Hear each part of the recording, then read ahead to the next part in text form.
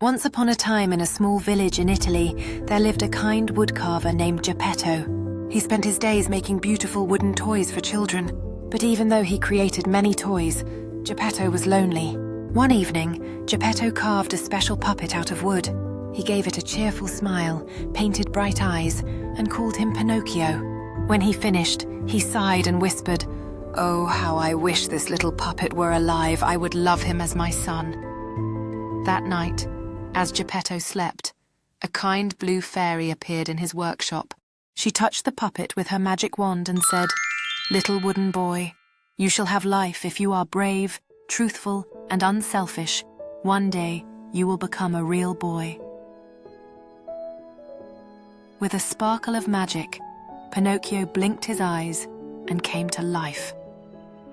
When Geppetto awoke the next morning, he could hardly believe it. "Pinocchio, you can talk and walk and laugh." Geppetto's heart was filled with joy. The next day, Pinocchio was sent to school. But on the way, he met a sly fox and a sneaky cat. "Come with us to the puppet show," they said. "Why study in school when you can earn gold coins for performing?" Pinocchio, curious and foolish, followed them. He sang and danced at the puppet theatre, and for a while he enjoyed himself. But soon the fox and the cat tricked him, stole his coins, and left him alone. Pinocchio wandered sadly until he met the blue fairy. "Where have you been, Pinocchio?" she asked.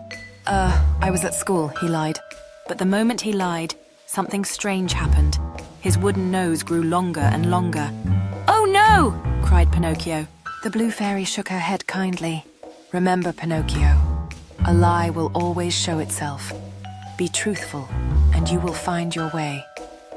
She touched his nose with her wand, and it shrank back to normal. Pinocchio promised to do better, but still he was tempted again. He traveled to a place called Pleasure Island, where boys played all day and never worked. At first it seemed wonderful.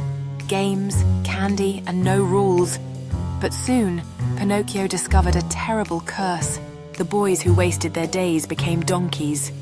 Pinocchio's ears grew long and a tail sprouted.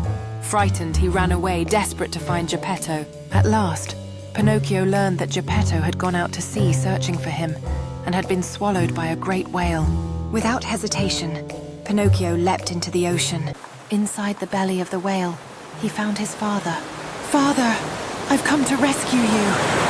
With courage and cleverness, Pinocchio lit a fire inside the whale. The smoke made the whale sneeze so hard that it blew them both back into the sea. They swam safely to shore, exhausted but happy.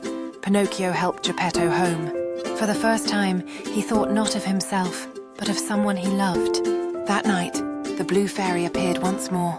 "Brave Pinocchio, today you showed courage, honesty, and a kind heart. You are no longer just a puppet." With a wave of her wand, Pinocchio's wooden body turned into flesh and blood. He became a real boy. Geppetto wept with joy, hugging his son. From that day on, Pinocchio worked hard, told the truth, and cared for others.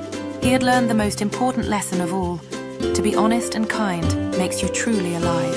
And they lived happily ever after.